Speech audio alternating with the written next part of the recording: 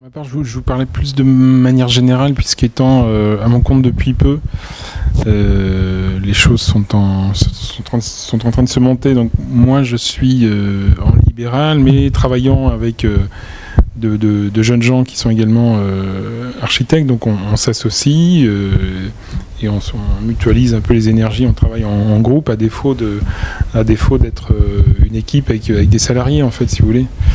Mais de manière générale, une agence d'architecture est composée essentiellement d'architectes, alors différents âges, différents horizons, avec des expériences différentes, puisque effectivement quand on sort de l'école, bon, on commence à connaître, on va découvrir l'architecture, mais le métier d'architecte, il y a encore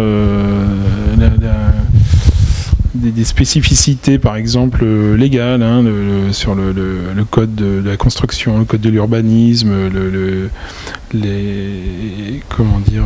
enfin un tas de choses, disons, et il est absolument nécessaire, à mon avis, Bon, Christophe, tu pourrais dire c'est bien de s'y mettre tout jeune aussi, mais moi je trouve que c'est bien de passer quelques années, ça a été mon cas, à travailler pour un bon architecte. Et c'est vrai qu'il y a un temps d'apprentissage. Donc du coup, c'est un peu comme les projets tout à l'heure, on a plusieurs projets dans une temporalité comme ça différente. Là c'est pareil, on peut être dans une agence avec quelqu'un qui a de l'expérience et du coup qui est peut-être plus sur le suivi de chantier parce que donc il devient un peu spécialisé de fait.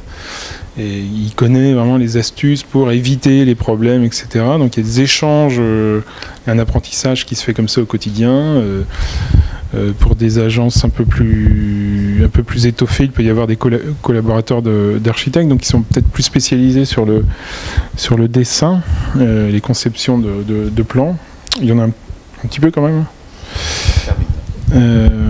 Et puis parfois il peut également y avoir donc des économistes qui sont associés et qui vont également faire ce qu'on appelle le pilotage du chantier, c'est-à-dire qu'ils vont battre la mesure comme ça, comme des métronomes, pour que les artisans respectent leur planning. Évidemment le secrétariat qui est vraiment un poste clé dans les agences où j'aime pas trop le mot secrétaire parce que je trouve un peu péjoratif, alors que une secrétaire d'agence d'architecture a une responsabilité énorme. Il faut avoir une connaissance de la construction, donc c'est un travail assez harassant, je pense, au quotidien. Oui. Et puis voilà, c'est à peu près tout. Alors sur des échelles d'agences moyennes, hein, maintenant, j'ai connu des agences plus grandes où il y avait même des architectes d'intérieur qui étaient associés, conducteurs de chantier vraiment tout à fait spécifiques. Parfois, donc il y a des bureaux d'études associés aussi, mais c'est une autre histoire.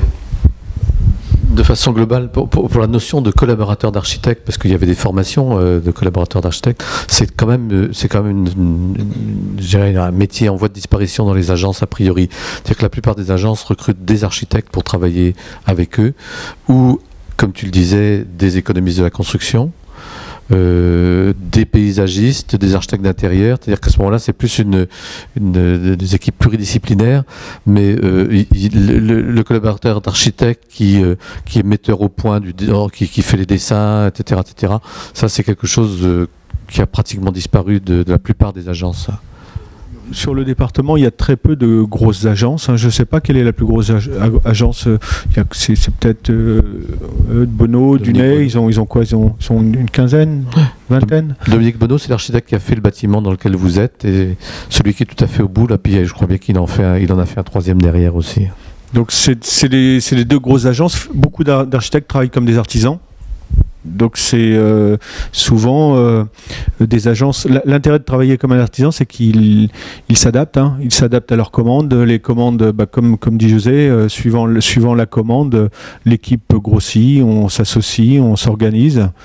C'est ce qui permet à ces petites agences d'être au plus près de leurs dépenses, parce que finalement le défaut des grosses agences, c'est qu'il faut les alimenter tout de suite, tout le temps, et ça laisse plus beaucoup de temps à la réflexion, à la recherche, quoi.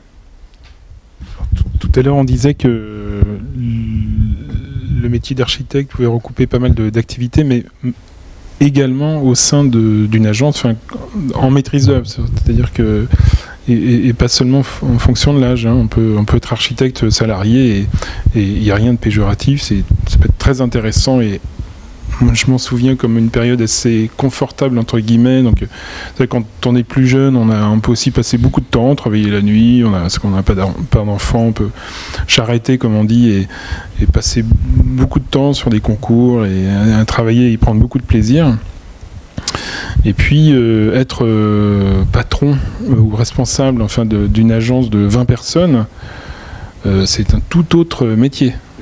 Et là, pour le coup, oui, je pense qu'on est plus gestionnaire d'agence, on est là on a comme responsabilité de salarié, on essaye effectivement d'attraper des commandes, etc. Donc il y a quand même différents métiers aussi.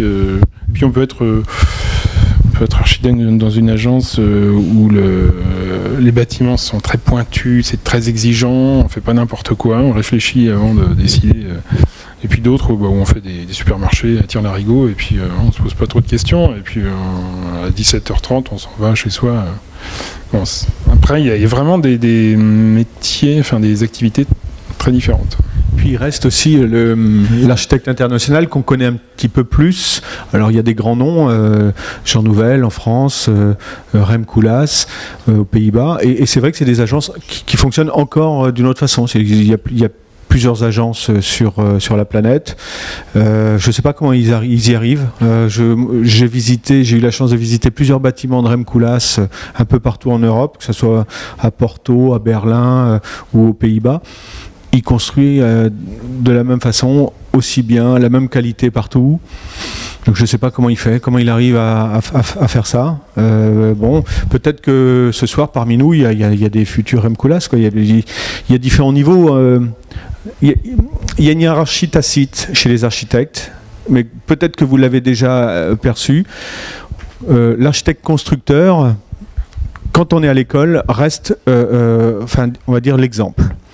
Dans le temps, après, on s'aperçoit que c'est quand on sort de l'école que c'est peut-être pas la vérité, mais à l'école, c'est un petit peu comme ça qu'on aborde le travail. Et puis après, chez l'architecte constructeur, il y a l'artiste, des gens comme Rem Koolhaas ou comme Jean Nouvel, qui sont capables, sur certains bâtiments, pas sur tous, de fabriquer une émotion et de faire des choses un peu exceptionnelles.